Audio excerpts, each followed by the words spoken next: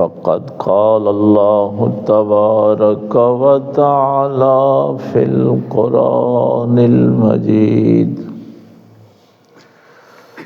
أعوذ بالله من الشيطان الرجيم بسم الله الرحمن الرحيم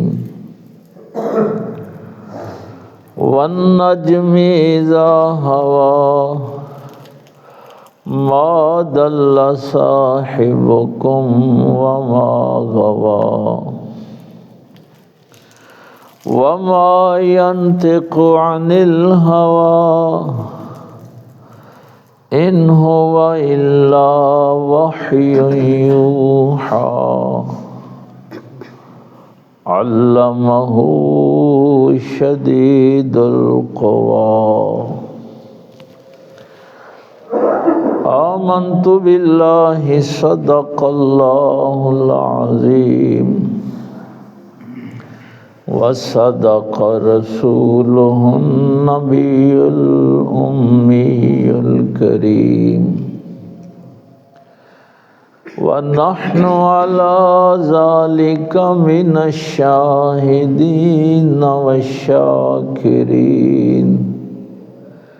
والحمد لله رب العالمين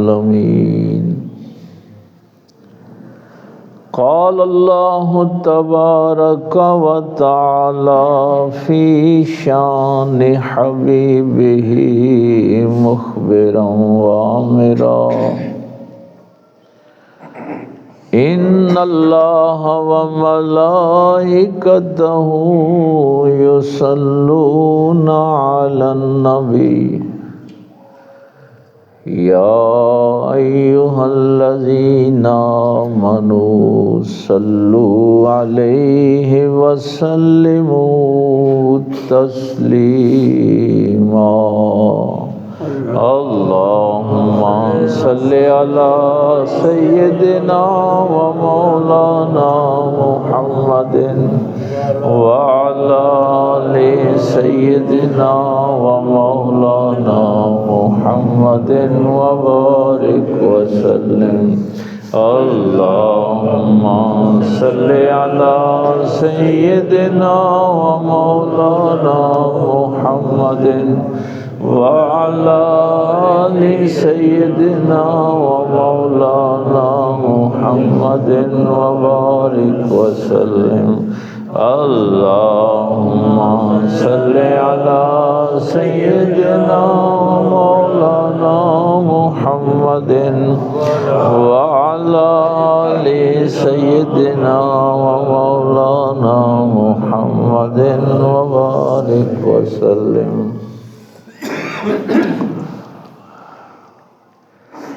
اللہ رب العزت کی حمد و ثنا کے بعد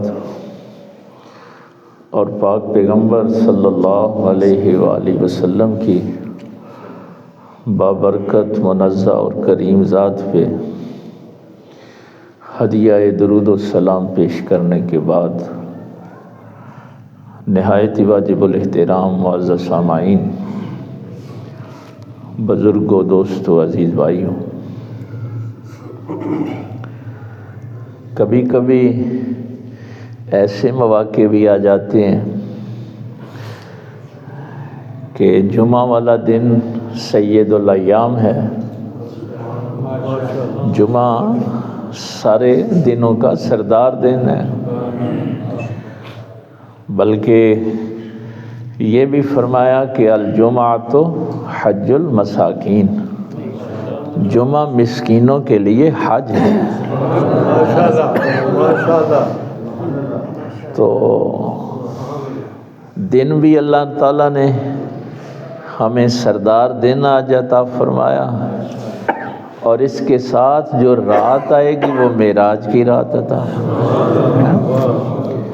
تو ایک تسلسل ہے بلندی کا ہے، لیکن وہ جو میں پچھلے جمعے بھی آپ سے عرض کر رہا تھا کہ اللہ تعالیٰ تو ایسے مواقع فراہم کرتا ہے لیکن یہ بندے کی مرضی ہے کہ اس عظیم وقت وہ بھی کہیں ضائع نہ کر بیٹھے ہیں، اس دن کو اور اس رات کو انسان ضائع نہ کر بیٹھے، ورنہ مواقع تو اللہ تعالیٰ سب کو عطا کرتا ہے، کوئی اپنے دن کو رات کو روشن کر لے، کوئی اس کو تاریک کر لے، یہ انسان کی اپنی مرضی ہے۔ وہ جو ہم سورہ احزاب پہ گفتگو کر رہے تھے تو اس میں بھی چونکہ حکم یہ تھا کہ تم نے اطاعت صرف اللہ کی، اس کے رسول صلی اللہ علیہ وسلم کی کرنی ہے، کافروں کی اور منافقوں کی اطاعت نہیں کرنی۔ تو یہ چونکہ پچھلے جمعے ہمارا ایک تسلسل کے ساتھ درس جو تھا وہ چل رہا تھا، علامہ ثابت ہے کہ تشریف لے تو وہ ایک تسلسل تھا ہمارا، لیکن آج چونکہ وہ شب معراج جو ہے وہ جمعے کے ساتھ وہ رات اللہ تعالیٰ نے ہمیں عطا کی، تو میں نے یہ سورہ نجم کی پہلی آیات جو ہیں وہ تلاوت کی ہیں۔ دیکھیے، کلام میں بار بار آپ سے کہتا ہوں کہ خدائے ذوالجلال کا حی و قیوم کا کلام ہے۔ ہمارے ادب کی دنیا میں ایک بات کہی جاتی ہے کہ کلام کا ظاہری حصہ، یعنی اس کے ظاہر کو دیکھ کر ہی اگر آپ اس کے معنی تک پہنچ جائیں تو اس سے بہتر کلام ہو ہی نہیں سکتا۔ یعنی یہ بات اس سے بہتر طریقے سے ہو ہی نہیں سکتی تھی۔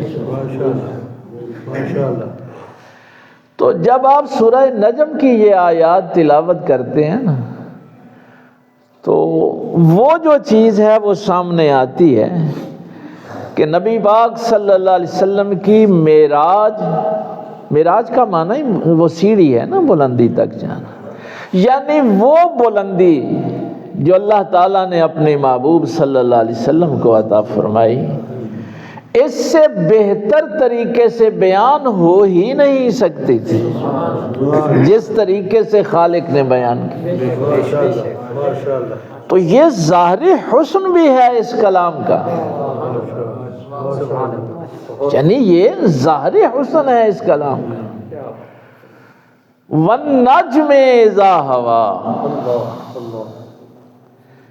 ستارے کی قسم، کیونکہ جو ہی آپ ستارے کا ذکر کریں گے نا تو ذہن میں تصور بلندی کا جائے گا، کہ یعنی ذکر کسی بلندی کا ہونے لگا ہے۔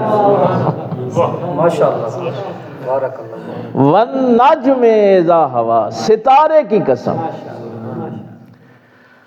ہوا اسم کے طور پہ بھی استعمال ہوتا ہے اور فعل کے طور پہ بھی استعمال ہوتا ہے۔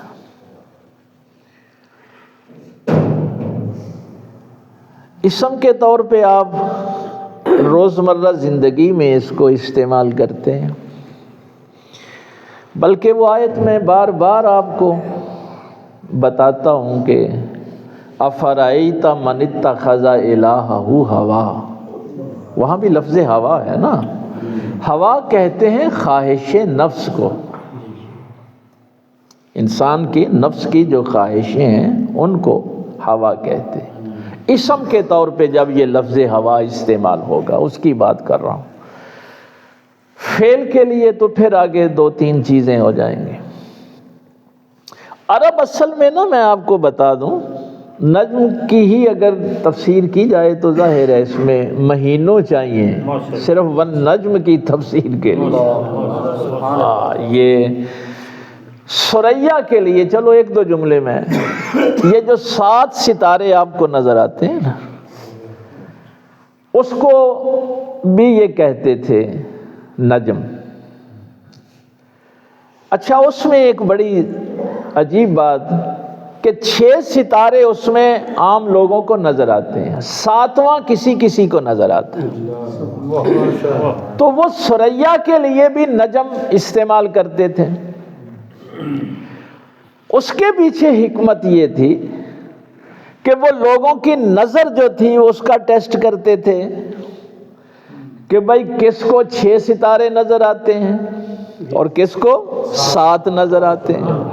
ماشاءاللہ۔ لیکن یہی معاملہ جب میرے پاک پیغمبر صلی اللہ علیہ وسلم سے کہا گیا کہ یہ جو نجم ہے اس کو دیکھ کے بتائیں، تو سرکار نے فرمایا یہ تو 11 ستارے ہیں۔ تو ان کا جو علم تھا وہ 7 ستاروں تک تھا، اور ان کو یہ بتایا گیا کہ ہم اس ستارے کی قسم کھا رہے ہیں جس کو تم نہیں دیکھ سکتے۔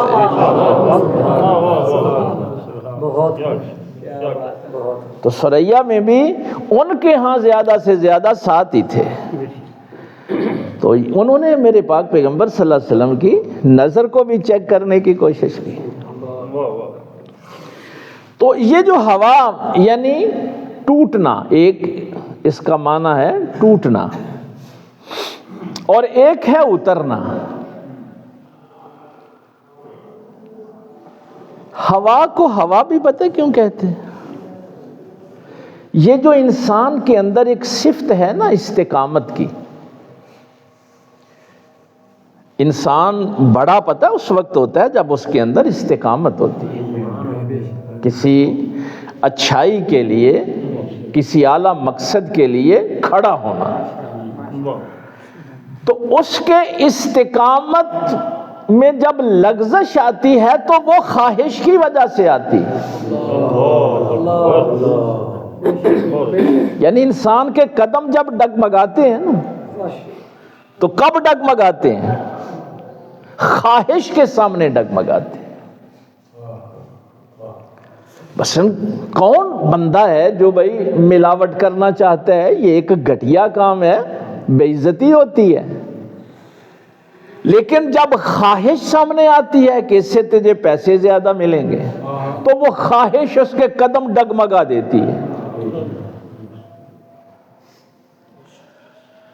یہ روزمرہ زندگی میں یہ جو آپ انسانوں کو گرتا ہوا دیکھتے ہیں نا، ذلت کی گہرائیوں میں گرتا ہوا دیکھتے ہیں، اس کی وجہ اس کی خواہشات ہوتی ہیں۔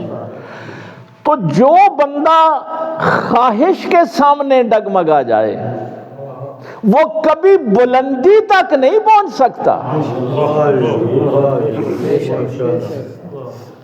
یہ بات ذہن میں رکھنا۔ اسی لیے میرے پاک پیغمبر صلی اللہ علیہ وسلم نے بھی عبادات کے حوالے سے بھی بتایا تھا کہ 2 نفل پڑھ لو لیکن اس میں استقامت ہو، روزانہ پڑھو۔ یہ نہیں ہے کہ ایک رات 1000 نفل پڑھ لی اور پھر چھوڑ دیا۔ اس کی جو میں نے مثال آپ کو دی تھی کہ آپ جتنا جی چاہے تیز پانی کسی پتھر پہ ماریں، سوراخ نہیں ہوگا، لیکن اگر استقامت کے ساتھ ایک ایک قطرہ مسلسل پتھر پہ گرتا رہے تو اس میں سوراخ کر دے گا۔ یعنی جو بھی کام آپ نے کرنا ہے اس میں استقامت ہو، کوئی لالچ آپ کے قدموں کو ڈگمگا نہ سکے۔ یعنی یہ نئی چیز ہونی چاہیے کہ چھوٹی سی خواہش آئے تو آپ چوری کرنے لگ جائیں، ڈکیٹی کرنے لگ جائیں، ملاوٹ کرنے لگ جائیں، رشوت اور سود لینا شروع کر دیں گے، اپنی انسانی عظمت کو گرا دیں گے، جھوٹ بول لیں گے۔ تو جہاں بھی انسانی قدم ڈگمگائے ہیں اس کے پیچھے اصل میں خواہش ہوتی ہے۔ تو اس آیت میں بھی اللہ نے یہی فرمایا کہ جب کوئی اللہ کو چھوڑ کر اپنی خواہش کو الہ بنا لیتا ہے، افرائیت من اتخذ الہہ ہوا، اپنی خواہش کے حکم کے پیچھے چلتا ہے، تو اس نے اللہ کو الہ نہیں مانا۔ اب اگر آپ یہاں تک آگے ہیں، اس کو اسم کے طور پہ جو ہم سمجھ رہے ہیں، اور یہ جملہ پھر کمال کا کہ ستارہ تو ٹوٹ سکتا ہے، ستارے کا ٹوٹنا یہ سائنس والے لوگ سمجھتے ہیں کہ قیامت برپا ہو جائے اگر ستارہ جب ٹوٹتا ہے، لیکن اللہ فرما رہا ہے کہ ستارہ والنجم اذا ہوا، ستارہ جب ٹوٹ کر گرا، یعنی ستارہ تو ٹوٹ کر گر سکتا ہے لیکن میرے محبوب کے قدموں میں لغزش نہیں آ سکتی۔ سبحان اللہ، نعرہ تکبیر، اللہ اکبر، نعرہ رسالت، یا رسول اللہ، نعرہ حیدری، شکر عالم، زندہ باد، آستانہ یا ننگر شریف، زندہ باد۔ یعنی ستارے کے قدموں میں لغزش آ سکتی ہے ستارہ جب ٹوٹ کر گرے، یعنی ستارہ ٹوٹ سکتا ہے، اپنی منزل چھوڑ سکتا ہے، اپنے مقام سے آگے پیچھے ہو سکتا ہے، لیکن میرے محبوب کے قدموں میں لغزش نہیں آ سکتی، ان کی استقامت میں فرق نہیں پڑ سکتا۔ یہ ساری چیزیں تو نہیں ظاہر ہے بیان ہو سکیں گی، لیکن جو چند چیزیں بھی آپ سیکھ لیں کہ اطاعت کیوں کرنی ہے اللہ کے محبوب کی،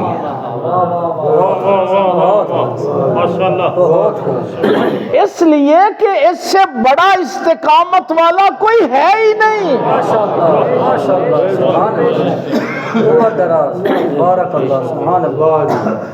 ہاں، یہ عقلی دلائل بھی دیے جا رہے ہیں کہ ان کی اطاعت کرو۔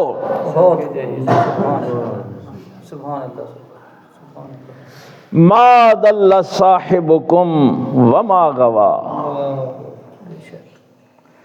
تمہارے یہ جو صاحب ہیں، تمہارے یہ جو سردار ہیں، تمہارے یہ جو آقا و مولا ہیں رسول اللہ صلی اللہ علیہ وسلم، یہ جو اللہ کے محبوب ہیں،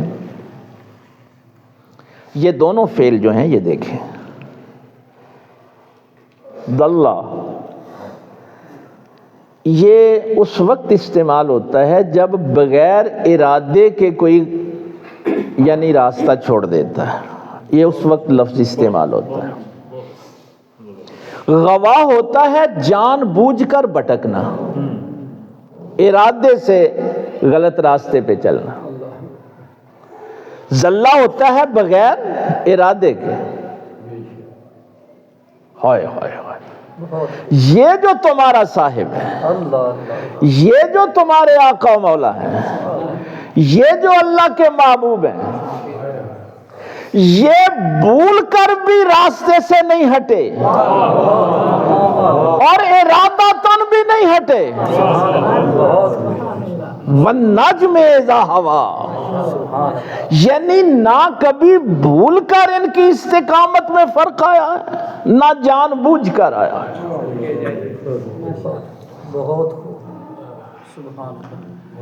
اصل میں یہ جو دو ہیں نا، ایک ثوابت ہیں ایک سیار ہیں، یہ تھوڑا سا ذہن میں رکھنا نا۔ سیار وہ ہوتے ہیں، سیارے جنہیں آپ کہتے ہیں، یہ گھومنے والے، مثلا زمین آپ کا ایک سیارہ ہے جو سورج کے گرد گھومتا ہے۔ ستارے میں میں نے کہا کہ استقامت ہوتی ہے، وہ اپنی جگہ پہ قائم رہتا ہے، جنہیں ستارے اور سیارے آپ کہتے ہیں نا، ہم ان کو اپنی زبان میں ثوابت کہتے ہیں نا، اپنی جگہ پہ قائم رہنے والے۔ اب یہ چیز بیان کرنا، ما ضل صاحبکم وما غوا، تمہارا یہ صاحب بھول کر بھی کبھی غلط راستے پہ نہیں گیا، نہ بہکے نہ بھٹکے۔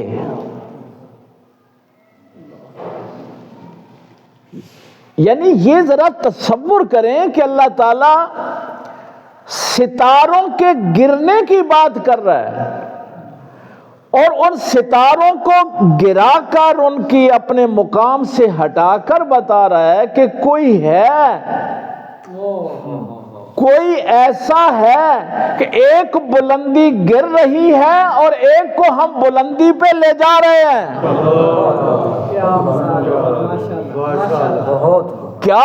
کیا اس میں حسن ہے کلام میں؟ ان کے پائے استقامت میں کبھی لغزش نہیں آئی۔ اب پتہ چلا اس نبی کی اطاعت کیوں کرنی ہے، اس پیغمبر کے حکم پہ عمل کیوں کرنا ہے، آنکھیں بند کر کے اس نبی کو اپنا صاحب کیوں ماننا ہے؟ اس لیے کہ وہاں شک و شبہ ہے ہی نہیں، وہاں شک نہیں ہے۔ یہ تو کیا کریں، اس دور میں بھی اپنے آپ کو دانشور بھی کہتے ہیں، بڑی بڑی ٹی وی کی سکرینوں پہ بیٹھ کے وہ دیکھو جی نبی پاک صلی اللہ علیہ وسلم نے ایک دفعہ وہ نماز 4 رکعتوں والی 5 پڑھا دی۔ یہ چیزیں آپ کو بتائیں گے، کبھی 2 رکعتوں میں بھول گئے۔ بھائی یہ جو سارے کام تھے یہ تمہیں تعلیم دینے کے لیے تھے، بھائی امت کو تعلیم دینی تھی۔ اگر کبھی 5 رکعت پڑھ لو تو پھر کیا کرنا ہے، اگر کبھی 3 پڑھ لو تو پھر کیا کرنا ہے۔ یہ کمی بیشی بھائی میں نہیں کہہ رہا، قرآن کہہ رہا ہے، یہ بھول کر بھی کبھی راستے سے نہیں ہٹے، نہ جان بوجھ کر کبھی ہٹے۔ بڑا ظلم کیا ہے ہمارے ترجمہ کرنے والوں نے، ظلم کیا ہے۔ نبی پاک صلی اللہ علیہ وسلم کو ایک مجتہد کے طور پہ پیش کرتے ہیں، جیسے مجتہد سے کبھی غلطی بھی ہو جاتی ہے، کبھی اس سے صحیح فیصلے بھی ہو جاتے ہیں۔ نہیں، قرآن کہہ رہا ہے کہ نبی مجتہد نہیں ہے، نبی مجتہد نہیں ہے۔ ان کی شان یہ نہیں ہے، یہ جو آپ کو پہلے بھی میں نے ایک دفعہ بتایا تھا کہ یہ سورہ والضحیٰ میں وہ ترجمہ کرتے پھر وَوَجَدَكَ ضَالًّا فَہَدَىٰ، یہی ذلہ،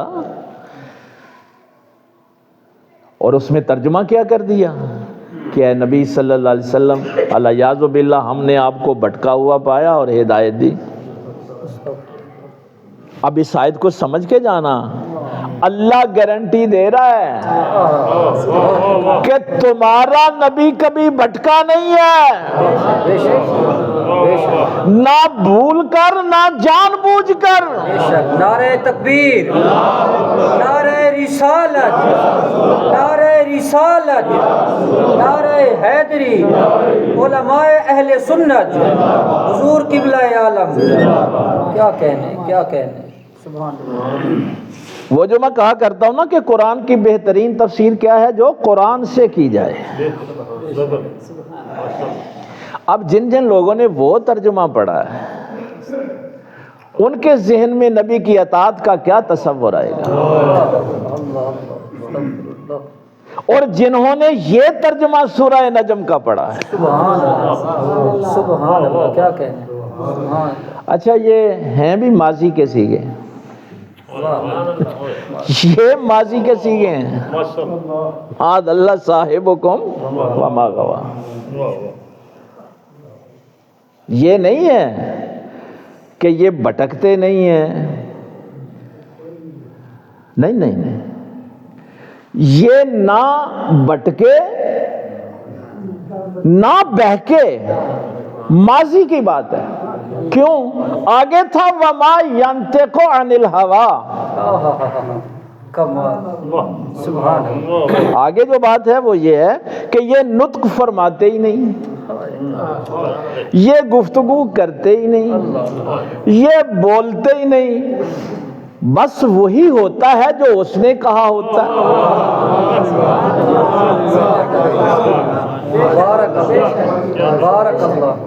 اصلاً وہی کہتے ہیں جو اللہ کہتا ہے، جو وہی ہوتی ہے۔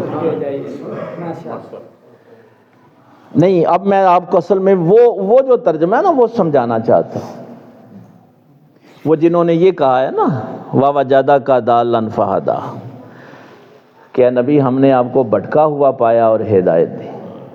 میں ان کی بات کر رہا ہوں، وہ سمجھانا چاہتا ہوں. یہ دونوں صیغے ماضی کے ہیں. بھائی بات یہ تھی کہ اگر نبی وحی کے بغیر بولتے ہی نہیں تو پھر یہ جملہ کہنے کی کیا ضرورت تھی کہ تمہارا نبی نہ بھٹکا نہ بہکا؟ بھائی اس جملے کی ضرورت نہیں ہے نا.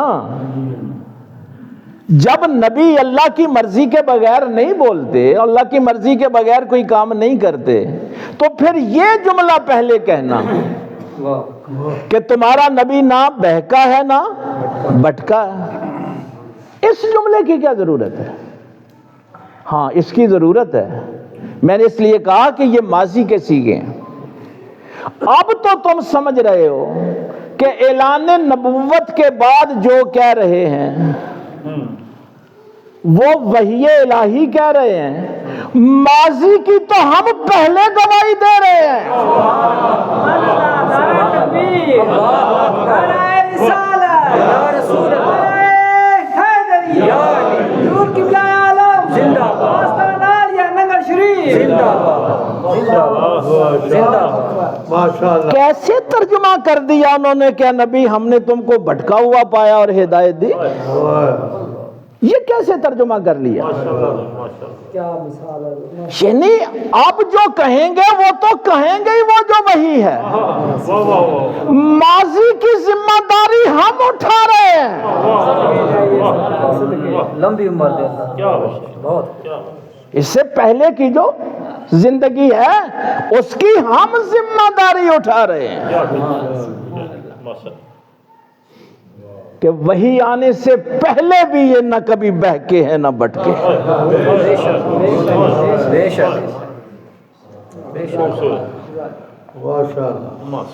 لیکن کیا کریں، وہ آپ کو شاید پچھلے سال بھی میں نے کہا تھا، آج بھی لوگ ہیں جو کہیں گے خواب آیا تھا. اللہ تعالیٰ اس کو کس طریقے سے بیان فرما رہا ہے معراج کو، کیا گراؤنڈ بیان کیا ہے، حضور کی معراج کو بیان کیسے کیا ہے.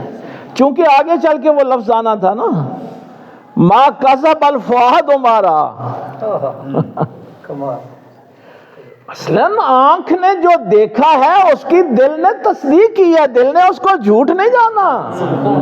کمال. آگے آنا تھا ما زاغ البصر وما طغى. اللہ اللہ. یہ آنکھ نہ بے ادب ہوئی ہے نہ حد سے بڑی ہے. اللہ. بے شک.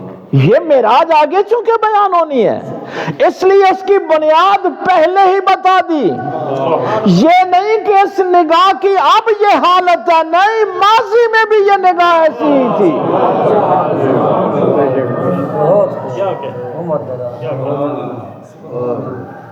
یہ نگاہ پہلے بھی ایسی ہی تھی.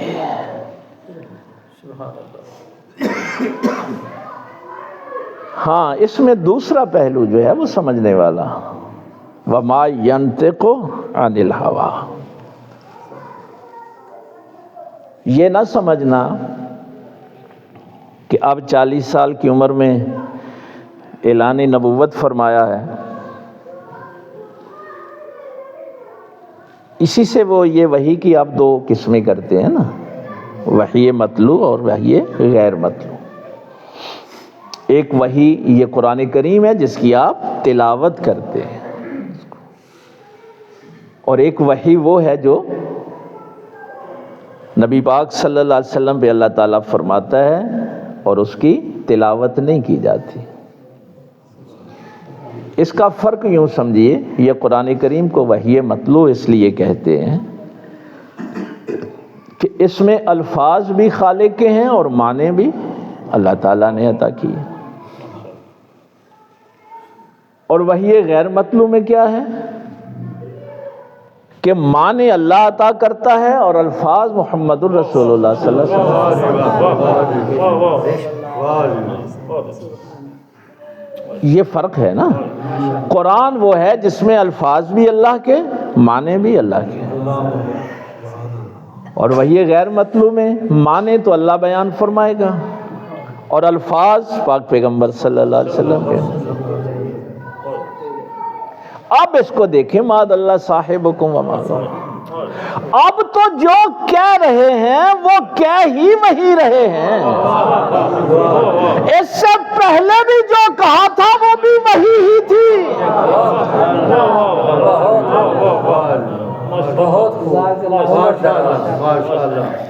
ماضی کی تو ہم ذمہ داری اٹھاتے ہیں۔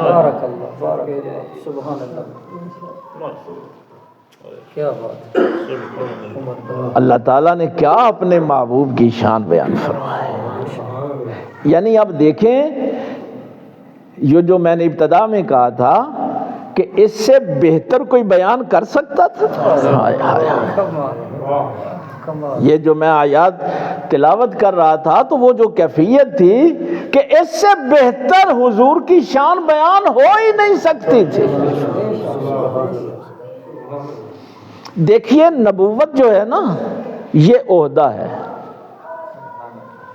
یہ ذہن میں رکھنا۔ رسالت منصب ہے۔ یہ ماشاءاللہ علامہ صاحب کو تو پتہ ہے، آپ نے صرف اتنا یاد ہی رکھنا ہے کہ نبوت عہدہ ہے اور رسالت منصب ہے۔ ماد اللہ صاحبکم وما غوا، تمہارا صاحب نہ بہکا ہے نہ بٹکا ہے، جان بوجھ کر بھی نہیں اور بھولے سے بھی نہیں، ارادے سے بھی نہیں، بغیر ارادے کے بھی نہیں، اس لیے کہ یہ بھولتے ہیں ہی نہیں۔ کیوں؟ اللہ عادل ہے، اللہ عادل ہے نا، وہ منصب دیتا ہے تو دیکھ کے دیتا ہے۔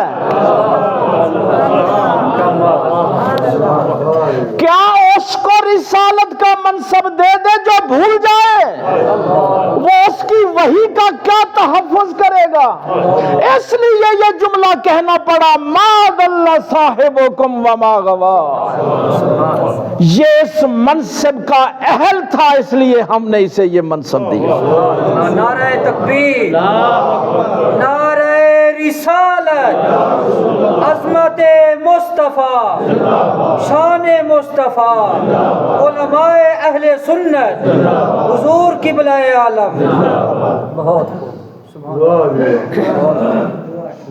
اللہ تعالیٰ اس کے ذمے اپنا پیغام دے دے جو بھول جاتا ہے۔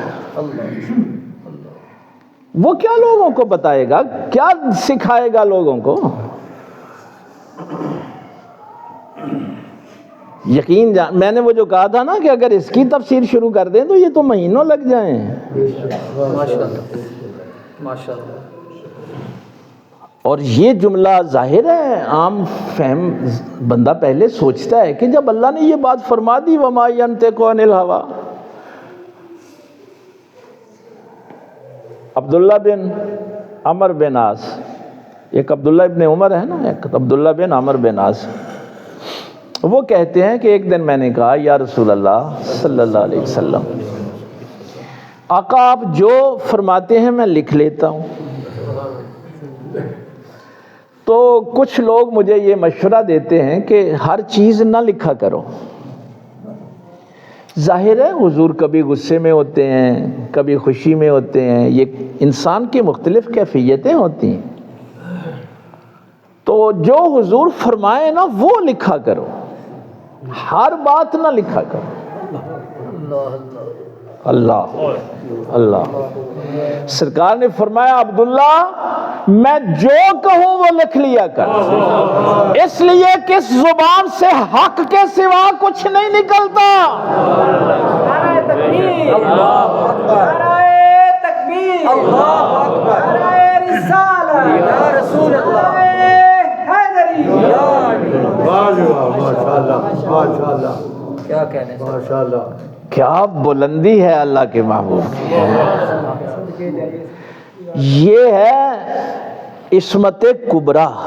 ماشاءاللہ، عصمت، سبحان اللہ، کیا کہہ رہے ہیں؟ یہ میرے نبی کی عصمت اللہ نے بیان کی۔ نبی تو ویسے ہی معصوم ہوتے ہیں نا. میں نے لفظ کیا استعمال کیا؟ عصمت کبریٰ.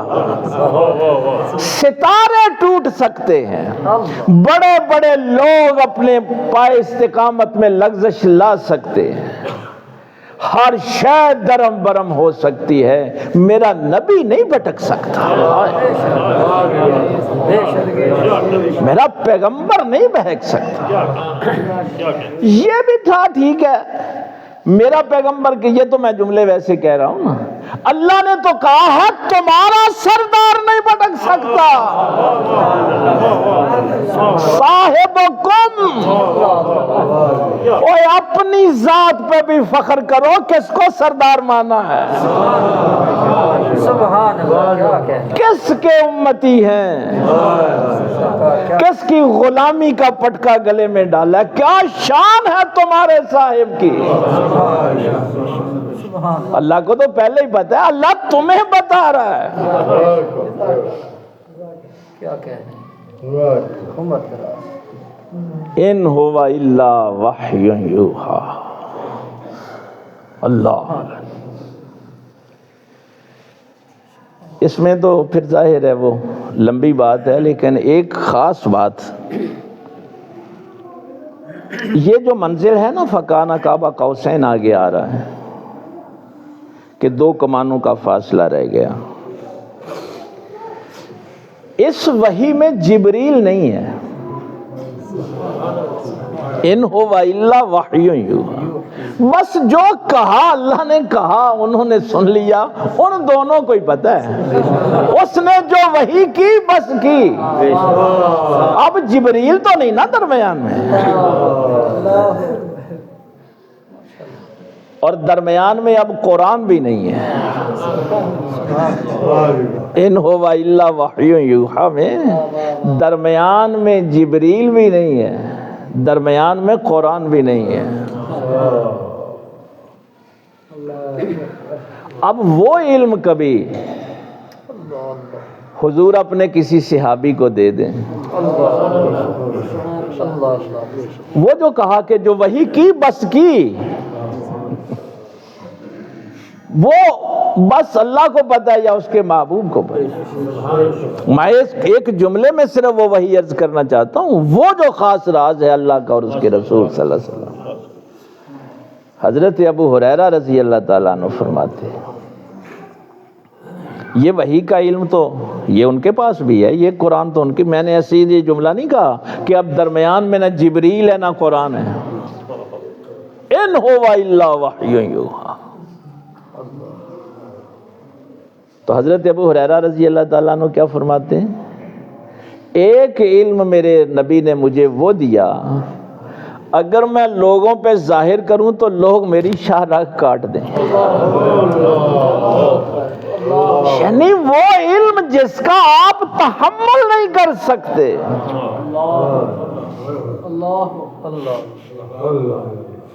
یہ اللہ تعالیٰ تعارف کروا رہا ہے، یہ ہے تمہارا صاحب، یہ ہے تمہارے آقا و مولا. اور کمال تو پھر یہ ہے نا، اللہ نے اگر یہ بتایا نا کہ یہ تمہارے صاحب ہیں، تمہارے آقا و مولا ہیں، ان کی یہ شان ہے، ان کی یہ عظمت ہے، تو کیا محبت، کیا پیار امت کے ساتھ کہ جب تشریف لاتے ہیں واپس تو امت کو کہتے ہیں کہ اگر اللہ نے مجھے معراج کروائی ہے تو تمہارے لیے بھی معراج ہی لے کے آیا.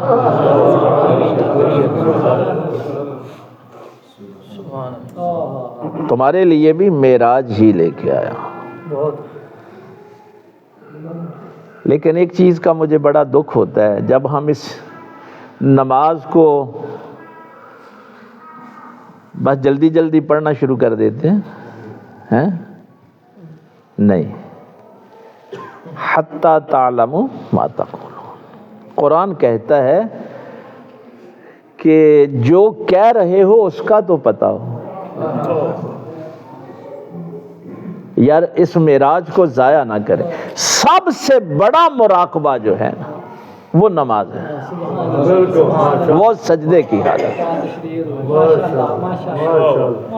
اس نماز کو معراج بنا ہے، اور آج رات کو ایسے ہی فضول کاموں میں ضائع نہ کریں، اطاعت کریں، فرما برداری کریں اپنے رسول صلی اللہ علیہ وسلم کی، اپنے صاحب کی، اور اس کو وقت کو ضائع نہ کریں۔ چونکہ ایک بندے نے نا بڑی جلدی جلدی وہ نماز پڑھی تھی، تو سرکار نے فرمایا تھا نہیں ہوئی، جا کے پھر پڑھ کے آ۔ اور وہاں مثال پتہ کیا دی تھی کہ جیسے ایک مرغا دانے اٹھاتا ہے نا چونچ سے جلدی جلدی، پھر اللہ وہ نماز منہ پہ مار دیتا ہے۔ الحمدللہ رب العالمین الرحمن الرحیم، بھئی یہ کوئی نماز ہے؟ یہ جو جملہ میں نے یا ایھا الذین آمنوا لا تقربوا الصلاۃ وانتم سکارى حتی تعلموا ما تقولون، اللہ فرماتا ہے کہ جو لفظ تم کہہ رہے ہو نا زبان سے، ان کا تمہیں علم تو ہو کہ کیا کہہ رہے ہو۔ اللہ سے بات کر رہے ہو، اللہ سے گفتگو کر رہے ہو، تو اللہ تعالیٰ نے تمہیں صاحب وہ عطا کیے ہیں کہ ان کو اللہ نے معراج اور بلندی عطا کی، تو امت کے لیے بھی وہی بلندی لے کے آئے ہیں۔ اپنا سر سجدے میں رکھو اور اللہ تعالیٰ کی بارگاہ سے وہ بلندیاں حاصل کرو۔ لیکن جہاں سے میں نے بات شروع کی تھی کہ کوئی بھی بندہ جتنا بھی استقامت اختیار کر لیتا ہے اتنی ہی اس کو بلندی ملتی ہے۔ وہ جو جملہ آپ سنتے ہیں نا کہ شیر بھوکا بھی مر جائے تو گیدڑ کا چھوڑا ہوا نہیں کھاتا ہے، شیر کیوں ہے؟ اس کے اندر استقامت ہے کہ میں نے مردار نہیں کھانا۔ بھوکا مر جانا قبول کر لیتا ہے لیکن کسی کا چھوڑا ہوا نہیں کھاتا، یہ استقامت ہے اس کی۔ شاہین کیوں ہے؟ وہ بادشاہی اس کو کوئی ایسی مل گئی ہے؟ وہ کسی کا مارا ہوا نہیں کھاتا، اپنا شکار خود کرتا ہے۔ وہ مردار پہ نہیں گرتا کہ نیچے کوئی جانور مرا ہے تو جا کے اپنی غذا لے لوں۔ تو یہ مثالیں اللہ تعالیٰ نے اس لیے دی ہیں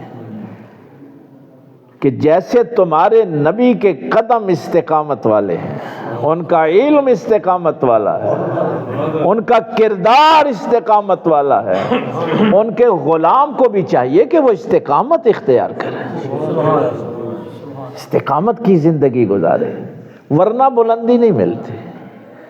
اب ٹائم ہو گیا ہے، اللہ تعالیٰ عمل کی توفیق دے۔ آخر دعوانا